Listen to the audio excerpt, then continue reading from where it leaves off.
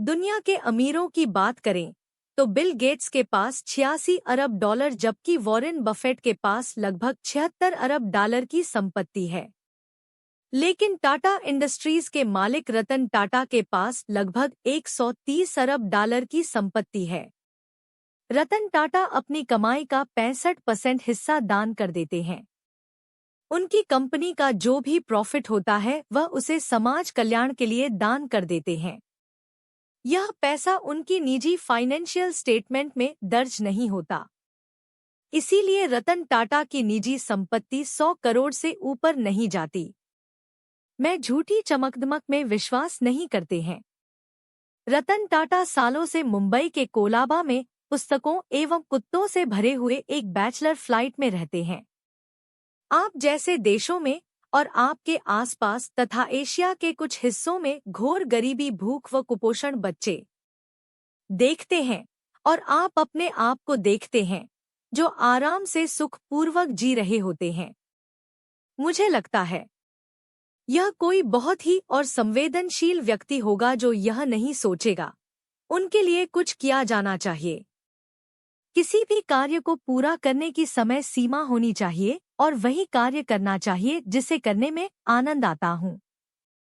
अगर आप तेजी से चलना चाहते हैं तो अकेले चलिए, लेकिन अगर आप दूर तक चलना चाहते हैं तो साथ मिलकर चलिए। मिलकर बड़े बड़े काम आसानी से किए जा सकते हैं। पीछे मुड़कर यह नहीं देखना चाहिए कि हम क्या नहीं कर पाए। दुनिया में करोड़ों लोग मेहनत करते हैं, फिर भी सबको भिन्न भिन्न परिणाम प्राप्त होते हैं। इस सब के लिए मेहनत करने का तरीका जिम्मेदार है, इसलिए व्यक्ति को मेहनत करने के तरीके में सुधार करना चाहिए। उन सारी पत्थरों को अपने पास रख लें जिन्हें लोग आप पर फेंकते हैं और उन पत्थरों का उपयोग एक मजबूत स्मारक बनाने में करें। मैं काम करते हुए कुछ लोगों को ठेस पहुंचा सकता हूं, लेकिन मैं किसी भी स्थिति में किस रूप में देखा जाना पसंद करता हूं। एक ऐसा व्यक्ति जिसने किसी भी स्थिति में अपना सबसे अच्छा काम सबको साथ लेकर किया और बिना समझौता किए किया। सिर्फ काम को अहमियत दें। अधिकतर बड़े उद्योगपतियों में राजनीतिक रूप से सक्रिय रहने की बहुत उत्सुकता होती है क्योंकि उन्हें पैसा और पावर दोनों ही चीजें आकर्षित करती हैं। राजनीति हमारी पावर को थोड़ा और बढ़ाती है, लेकिन रतन टाटा ऐसा नहीं सोचते। मैं कहते हैं, मैं निश्चित रूप से राजनीति में नहीं शामिल होऊंगा। एक साफ सुथरी बिजनेसमैन के तौर पर याद किया जाना पसंद करूंगा, जिसने सतह के नीचे की गतिविधियों में हिस्सा न लिया हो और जो काफी सफल रहा हो। कोई भी काम सार्वजनिक जांच की कसौटी पर खरा उतरता है तो उसे करो, अगर वह सार्वजनिक जांच की कसौटी पर खरा नहीं उतरता है तो उसे मत करो।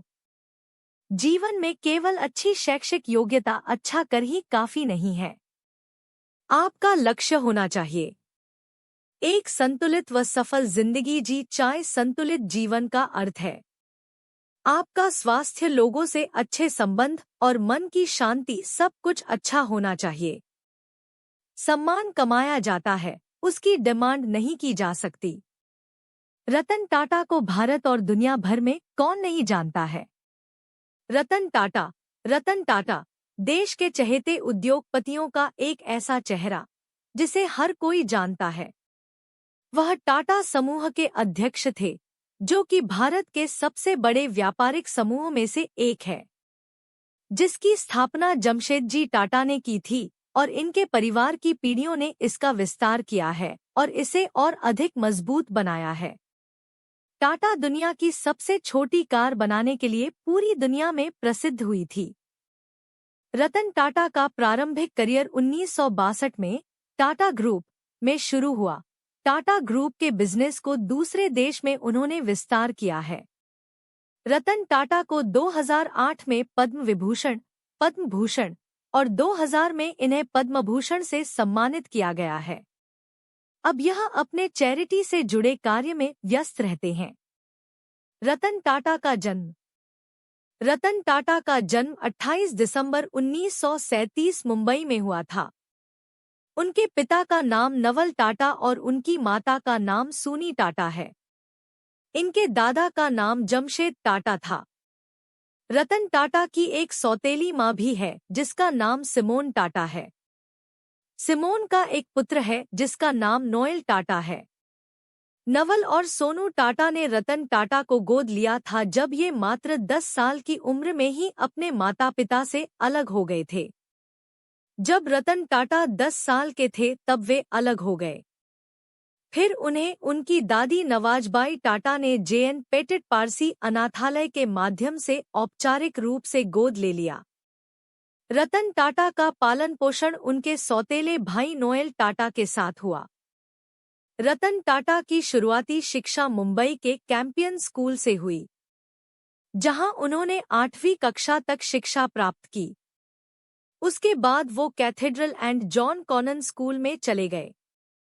स्कूली शिक्षा खत्म करने के बाद उन्होंने अपनी बीएस वास्तुकला में स्ट्रक्चरल इंजीनियरिंग के साथ कॉर्नेल विश्वविद्यालय से 1962 में पूरी की। इसको खत्म करने के बाद उन्होंने हार्वर्ड बिजनेस स्कूल में एडमिशन लिया, जहां रतन टाटा ने 1975 में एडवांस मैनेजमेंट का कोर्स पूरा किया। 86 वर्षीय रतन टाटा ने कैंपियन स्कूल, मुंबई, कैथेड्रल और John Connon school, Bishop Cotton school, Shimla और न्यूयॉर्क शहर में रिवरडेल कंट्री स्कूल में पढ़ाई की। वह कॉर्नेल यूनिवर्सिटी और हार्वर्ड बिजनेस स्कूल के पूर्व छात्र हैं। रतन टाटा की शादी। साल 2011 में रतन टाटा ने बताया है कि मैं 4 बार शादी करने के करीब आया और हर बार मैं डर के मारे या किसी न किसी कारण से पीछे हट गया।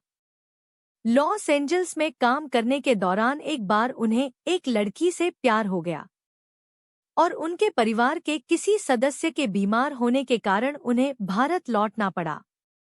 लड़की के माता-पिता ने उसे भारत जाने की इजाजत नहीं दी। रतन टाटा अपनी प्रतिबद्धता पर कायम रहे और आज तक अविवाहित हैं। रतन टाटा टाटा सन्स के चेयरपर्सन बने।